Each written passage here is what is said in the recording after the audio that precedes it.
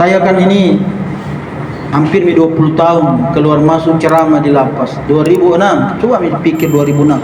2025 sekarang, berarti 19 tahun saya. Dipotong COVID-19, ditutup dulu lapas. Tidak bisa orang masuk penjara berdakwah karena COVID-19. Saya lihat semua nih. Saya dakwai Pak, ada mantan pejabat, ada mantan wali kota, ada mantan bupati, ada orang-orang hebat, orang-orang besar, ada napi terorisme, ada bandar narkoba, ada yang dulu membunuh, banyak.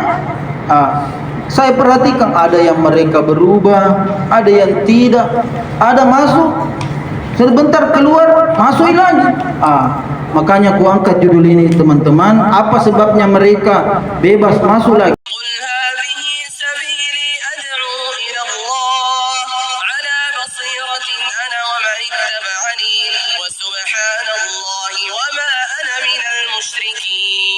Rabbil alamin wassalatu wassalamu ala asyrafil anbiya'i wal mursalin sayyidina Muhammad wa ala alihi wa ashabihi wa man tabi'ahum bi ihsan ila yaumiddin, amma ba'du. Allahumma zayyinna bi zinatil iman waj'alna hudatan muhtadin. Rabbi adkhilni mudkhala sidq wa akhrijni mukhraja sidq waj'alni min ladunka sultanan nasira. Allahumma amin. Baik, kita bahas kertas yang saya bagikan. Judulnya jangan menunda-nunda tobat saat berada di penjara. Kenapa tidak boleh ditunda? Karena malaikat maut tidak pilih tempat dia datang. Ada dulu nabi dicabut nyawanya di dalam sel penjara. Saya tanya itu petugas yang jaga di pintu 1. Ada dulu orang tidak dikenal masuk di sini di lapas waktu ada orang mati di dalam. Bilang tidak ada. Tidak ada orang kita yang masuk itu petugas di napi. Oh tidak ada. Waktu ada orang mati di blok G. Jadi nanti teman-teman itu di blok G ki. Sampingnya itu tempat karantina. Bilang tidak ada. Ternyata malaikat maut lewat mana dia datang mencabut nyawanya, tidak ditahu. Dia bisa dari atas, dari bawah, tidak ada yang bisa halangi dia malaikat maut. Dalam Al-Quran disampaikan yudarikul maut, kematian akan mendatangi kamu walau kuntum fi burujim musyayyada, sekalipun engkau berada dalam benteng buruj musyayyada yang sangat kokoh, dalam benteng yang pasti datangi kematian. Karena itulah sahabatku semua, tidak boleh ditunda-tunda tobat. Semua orang bertobat, Nabi saja bertobat, apalagi bukan Nabi. Siapa yang Nabi bertobat? Itu tadi 3 doa dibaca.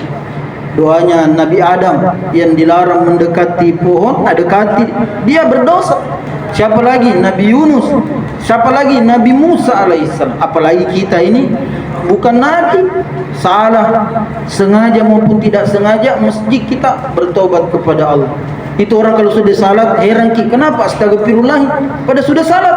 Tidak dia mencuri, tidak dia merampok, tidak dia membunuh, tapi Nabi bilang apa? Assalamualaikum warahmatullahi, assalamualaikum warahmatullahi. Bilang apa? Astagfirullah, astagfirullah. Kenapa kira-kira?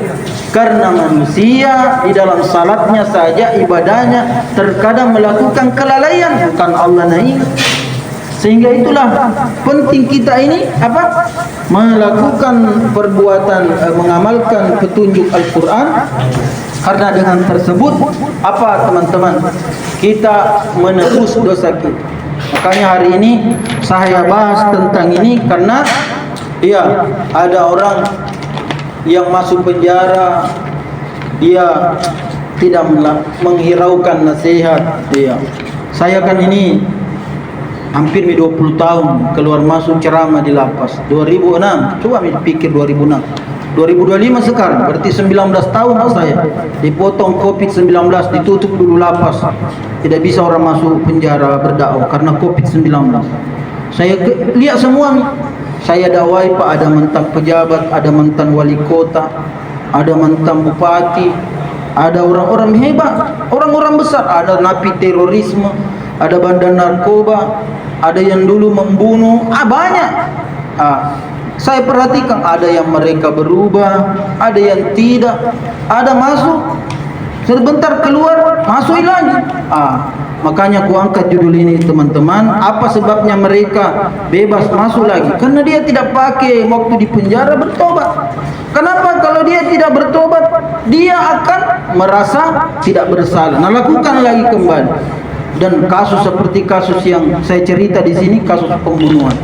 Saya ada teman kita di sini beberapa terlibat. Yang sebelumnya itu sudah ada mereka di lapas. Sengaja ku angkat ini karena apa yang dilakukan Anda saat ini sudah terjadi dulu. Jadi apa yang kita lakukan ini, teman-teman di sini lakukan, membunuh orang baik sengaja maupun tidak sengaja, sudah pernah terjadi. Bahkan paling pertama itu yang membunuh siapa? Anaknya Nabi Adam. Anak Nabi, apalagi kita bukan anak Nabi. Tapi apa pelajarannya mereka diambil? Mereka ada yang bertobat, sehingga itulah kita ikuti. Karena kenapa? Menghilangkan nyawa seseorang itu baik besar ganjarannya. Ini ayatnya tadi. Allah yang mengatakan, Man qatala nafsan bighairi nafsin au fasadin bil ardi maka annama qatalan nasa jami'a, bahwa barang siapa membunuh seseorang bukan karena orang itu membunuh orang lain atau bukan karena berbuat kerusakan di bumi, maka seakan-akan dia membunuh semua manusia. Al-Quran surah Al-Ma'idah ayat 30. Kenapa seakan-akan membunuh manusia? Satu keturunannya, satu jalur, satu jalur anak cucunya Adam sudah tidak ada di muka bumi ini. Siapa itu? Keturunannya Habil. Habil itu tidak ada di keturunannya. Kenapa? Karena dia dibunuh oleh Qabil. Maka inilah maksudnya ayat ini, seolah-olah membunuh semua manusia. Seandainya puli waktu itu, puli mati dua-dua, maka tidak ada anak cucunya Adam yang melanjutkan kehidupan. Nah, inilah maksudnya ayat. Saudara kita ini siapa lagi? Ruslan, siapa nama tak? Nah, bunuh pacarnya. Siapa lagi namanya? Unga. Tidak ada keturunannya. Ada lagi 351. Siapa yang 351 di belakang? Cewek. Kita. Perempuan dibunuh laki-laki. Perempuan. Kenapa? Apa maksudnya? Oh, angin aja. Masya Allah. Nah tadi kan gitu Allah. Sama dengan Nabi Musa. Nah tinju orang. Nah mati. Tidak apa-apa, kita ambil pelajaran. Yang jelas sudah terjadi, dijadikan pelajaran. Tidak ada keturunannya. Makanya diambil pelajaran. Kenapa ada di sini sosok Kang ada di sini Pak membela diri seperti dia di Lebak. Siapa lagi nama Desembang. Beliau membela saudaranya perempuan dianiaya oleh yang dibunuh itu kan suka mabuk-mabuk. Ini pelajaran. Akhirnya beliau membela saudaranya. Datang lagi anaknya, melakukan sama. Akhirnya apa yang terjadi? Mati. Dia tidak ada keturunannya ini yang mati.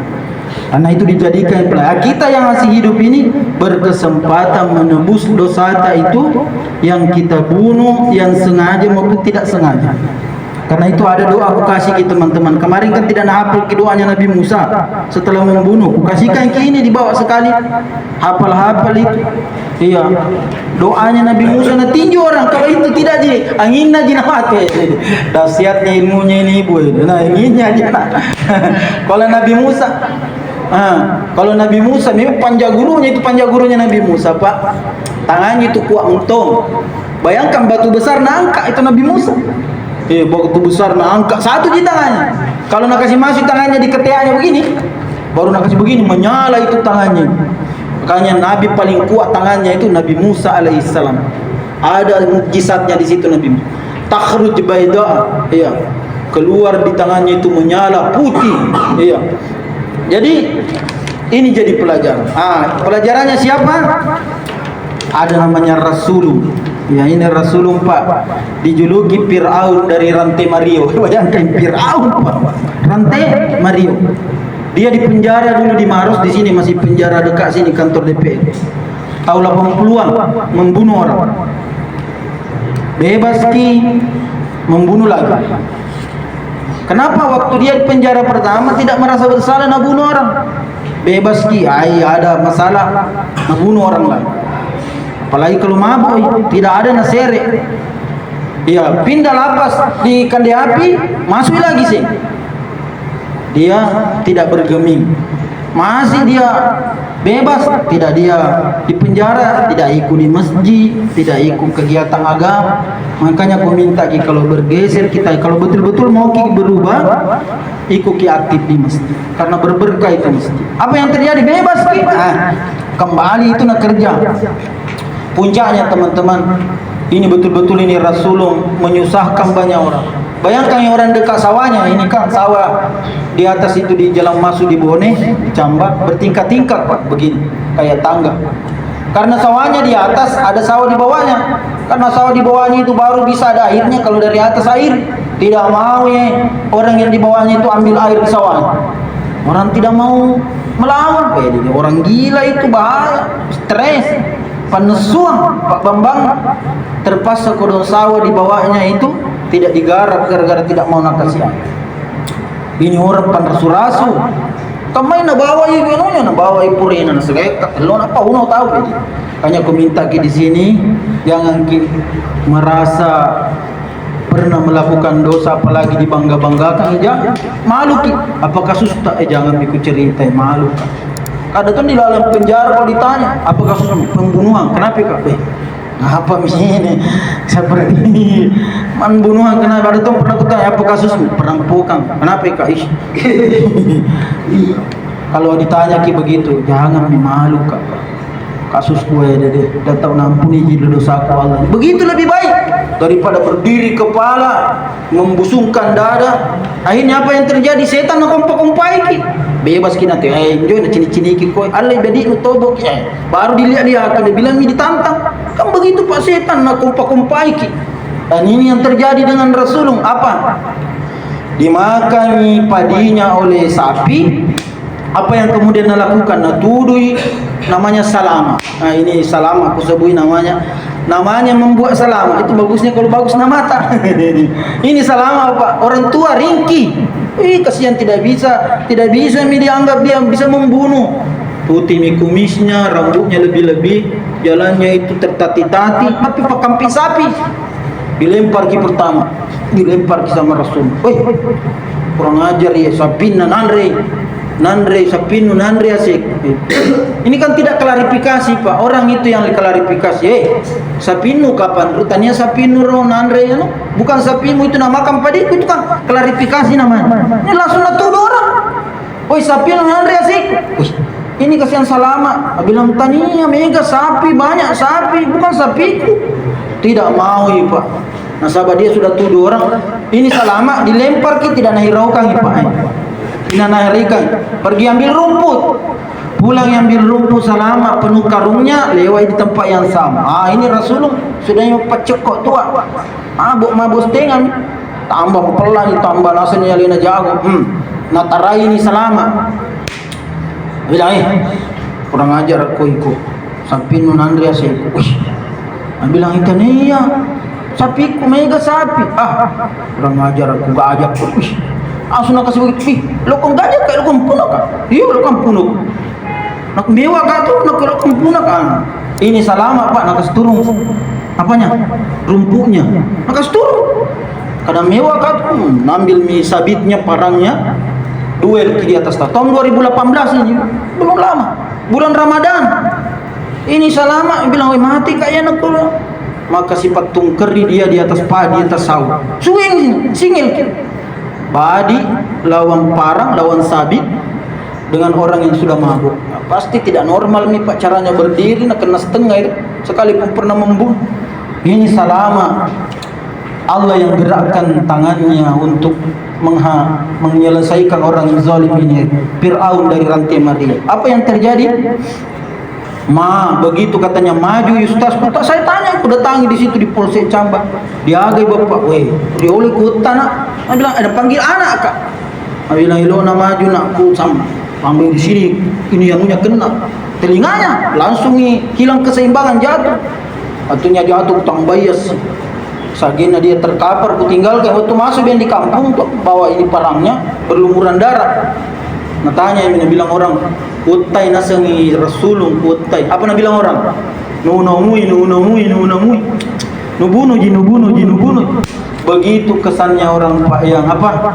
Yang orang yang jadi dizolim, orang yang disusahkan ini. Gembira orang dia mati.